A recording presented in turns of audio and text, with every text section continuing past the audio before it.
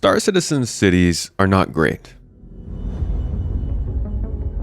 But not for the reasons you might be thinking. It's not that they don't look good, offer useful services, or have unique qualities, but at the moment they just aren't convincing locations for players to be long term. Lorville was the earliest of these cities, made just with ideas in mind, all the way back in 2017, but not the gameplay to drive design. Now, with missions showing up in cities and more features pushing social areas forward, it's time for the oldest city to get an update in the upcoming Alpha 3.19. But is this style of iterating an old asset before the game is even released worth it?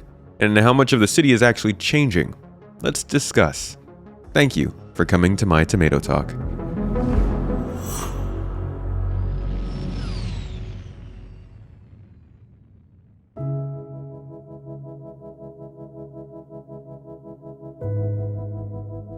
Back in Alpha 3.3, when Lorville was introduced to the game, things were much different. From the actual skill of the developers building the city to the tools that allowed them to put it together. Players used cities to spawn into the game, load a ship, and take off. Lorville had no hospital, no hero location, no trading center, and little world building. Contrast that to Orison's arrival in the clouds of Crusader, and you'll find all of those locations plus additional stores, plenty of atmosphere, clear placeholders for future considered gameplay, and much more freedom of exploration around. The layout is more enjoyable, and it's very clear from those placeholders I mentioned that level designers had a much better understanding of what these cities may offer in the coming years. While those features still aren't there, you can see this translated across Star Citizen. Older spaceships are sometimes missing parts for new features, and the same reads true for the older missions. This is a distinct problem Star Citizen has due to its long development cycle and the fact that the money needed to build out all of these things depended on selling ships that would eventually need to use those things. I don't want to get into the complications of trying to fund a game like this, but the point stands. Iteration is key to making sure that tech debt doesn't leave city, ships, and missions behind before those features have been implemented. Lorville is a clear representation of this and lacks a few key features compared to other cities. But what are those features that are coming in 3.19?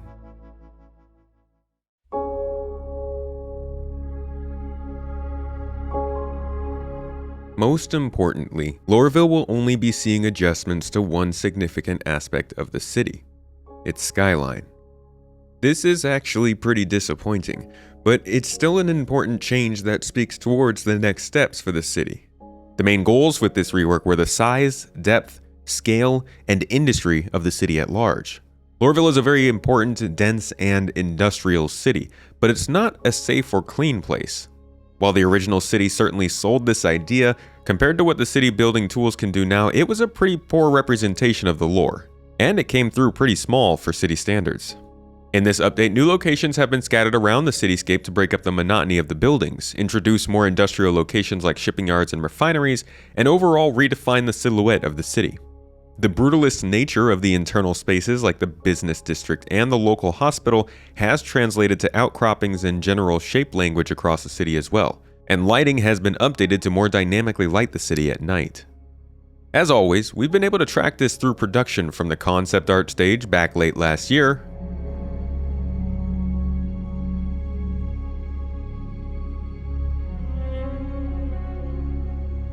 through the white box and gray box stage early this year,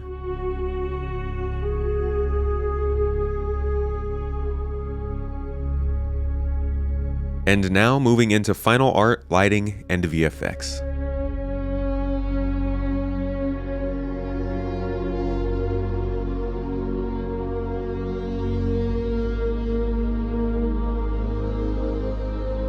One of the benefits of being able to follow this game so closely is watching this process. Now, there is also a very functional addition that's being added to the city with these coming buildings: rooftop access. As something that was first introduced in the second city, Area 18, every other location benefits from this feature, allowing players to see the city from new angles and pick up and deliver packages. These areas of higher detail will eventually connect to the interior of the buildings, so players can move inside the city in the future. And we'll be talking more about that towards the end of this video. But functionally, players will also be able to fly much lower and more throughout the city than previously. This is actually a pretty good sign for a big change to restricted areas. When Lorville was first added, these restricted areas would make almost the entire city unavailable to players. But with this new expansion, it looks like the city is open to explore, more like Orison or New Babbage.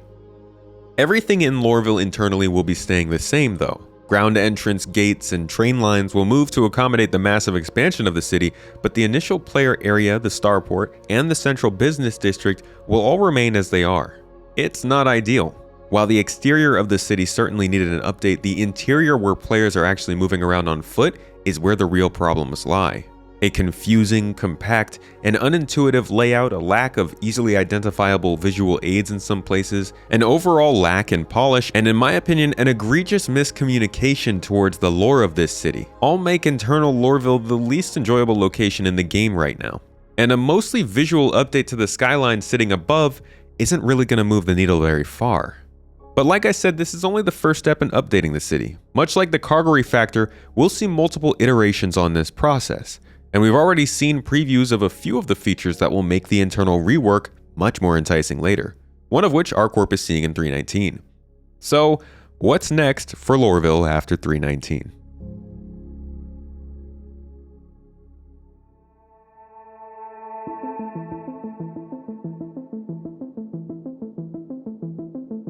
The biggest change we'll see to Lorville in the future is actually a small part of one of the larger expansions in Star Citizen as a whole: building interiors. Many of the buildings and areas in Star Citizen will be seeing the procedural creation of a multitude of different building interior types, from industrial maintenance to security and data, player housing to simple commercial landing pads and shopping locations. Every building included in this initiative will have different levels with various in-game services and activities for players to take part in. These activities being the systemic features we see the missions teams, sandbox gameplay teams, and persistent universe teams making and talking about on Star Citizen Live throughout the year, like resource management, data heists, and combat missions. And every building in the game will have the potential of implementing a feature like this to create more gameplay. This change goes far beyond the general expansion I thought we would see in the central city areas, and introduces a realistic method for cities to become the locations they are meant to be. Not just central plazas, but disconnected neighborhoods connected by trains with clusters of buildings that players will be able to interact with, turning these cities into hubs of activity, missions, and equipment that will keep you on or around a planet for days or weeks at a time, as is meant to be the case with this game. These interiors will naturally expand to areas underneath buildings and cities, not only adding verticality to the locations, but creating a separate environment that could provide means of smuggling into the city, participating in less than legal activities, and maybe even connecting to the UGFs we see being worked on or caves for larger underground networks. The potential for this change is huge, but still in the design and engineering stage, so we likely won't see any updates on this outside of sprint reports until later in the year. But this single change could completely revitalize Lorville far beyond whatever skyline updates we're getting right now. Of course, AI is also a place where the game could always improve, and a city like Lorville will depend on the multitude of AI behaviors being developed and tested at the company. Behaviors like security and customs officers, gang members, bar patrons, new mission givers, random citizens with tasks for you to go and do, deck crew to help you load your ship, and others walking around and interacting with the world. The emptiness of cities is one of the biggest suspensions of belief in the game, apart from like falling through floors and stuff. And along with server meshing, AI should be able to handle some of those problems that break our immersion.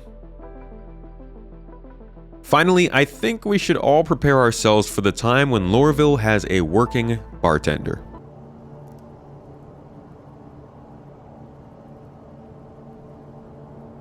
Okay, an older joke, but it checks out. So the Lorville update in 3.19 is only really a partial update, as many feature implementations tend to be. It isn't the biggest change coming to this next update, but maybe it points to more progress in landing zones in the near future, along with the new player work going into Area 18 in the same update, and the building interior work we can see in the background. What we're seeing here at Lorville is the outer shell preparing for some pretty significant changes to the interior, and it's one of the biggest examples so far of the iterative process of Star Citizen. This city was built at the beginning of city development, all the way back in 2017. Just like the UGFs we currently used were introduced in the same patch, set to be replaced soon. just like the outposts were introduced in 3.0, set to be replaced soon. And the missions, active hacking, star map, cargo manipulation, cave locations, shopping kiosks, MFDs, and the flight model that are all being updated.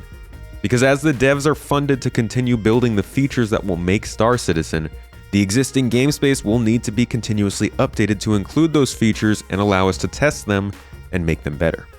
This idea of constant testing, feedback, and iteration can be incredibly annoying for some, which is why Star Citizen is not for most in its current state. So if you do like the game and want to keep up with it but aren't so keen on playing, not only will I continue to release videos here to keep you up to date, I'll also be playing on my stream on this channel and discussing the game and others like Starfield over on my podcast on my second channel, where you can find gameplay and other discussions as well. No matter what you decide to check out, I hope you learned something new in this video, and I'll catch you in the next.